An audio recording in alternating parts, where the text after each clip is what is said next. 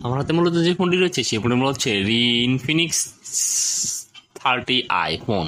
আজ আপনারা দেখিয়ে দিব মূলত কীভাবে এই ফোনটাকে আপডেট করবেন। আর আপডেট করার আগে এই বিষয়গুলো অবশ্যই আপনাকে মাথায় রাখতে হবে। প্রথমত আপনার ফোনটাকে আপডেট করার আগে অবশ্যই স্টোরেজটাকে খালি রাখতে হবে, অর্থাৎ ফোন স্টোরেজ যেটা সেটা অবশ্যই 50% খালি রাখতে হবে। দ্বিতীয়ত যে কাজটা করতে হবে সেটা হচ্ছে আপনার ফোনে অবশ্যই 50%-এর উপরে কিন্তু আপনার চার্জ রাখতে হবে। এইটা অন্তত একটা গুরুত্বপূর্ণ বিষয়, আপনাকে অবশ্যই 50%-এর উপরে চার্জ রেখে ফোনটাকে আপডেট করতে হবে। তৃতীয়ত যে কাজটা করতে হবে, আপডেট করার সময় কখনোই ফোনটাকে অফ করা যাবে না।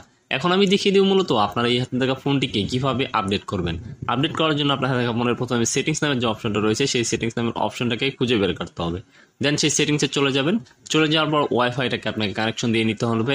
আমি যেহেতু ওয়াইফাই কানেকশন দিয়ে নিয়েছি, তারপর এখান থেকে নিচে যেতে দেখতে সিস্টেম নামে একটা অপশন রয়েছে। দেন আপনি সেই সিস্টেমে ক্লিক করে দেবেন। সিস্টেমে ক্লিক করার পর আপনার সামনে একটা পেজ চলে আসবে। এখান থেকে দেখতে পারবেন, নিচে দেখতে পারবেন সিস্টেম আপডেট নামে একটা অপশন রয়েছে। দেন আপনি সেই সিস্টেম আপডেটে আবার ক্লিক করে দেবেন। সিস্টেম আপডেটে ক্লিক করার পর আপনার সামনে আরেকটা পেজ চলে আসবে।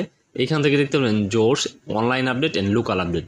লোকাল আপডেট হচ্ছে আপনি যদি আপনার ফোনে বা প্যান ড্রাইভে ফাইল লিখে আপডেট করতে চান সেহেতু আপনি লোকাল আপডেটে ক্লিক করবেন। আমি যেহেতু লোকাল আপডেট দিচ্ছি না, অনলাইন আপডেট দিচ্ছি, এই জন্য অনলাইন আপডেট সিলেক্ট করার পর এখান থেকে আমার এখানে রিসুম দেখাচ্ছে, আমি সেই রিসুমে ক্লিক করব।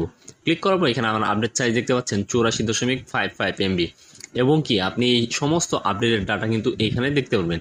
কিন্তু এইখানে আপডেট করার আগেও কিন্তু তারা নিষেধাজ্ঞা দিয়ে দিয়েছে, সেটা হচ্ছে এই যে পাওয়ার ইজ লোয়ার দেন 50%, অর্থাৎ আপনার ফোনটা 50%-এর নিচে যদি চার্জ রাখেন তাহলে কিন্তু ডেট হওয়া যাওয়ার সম্ভাবনা অনেক বেশি।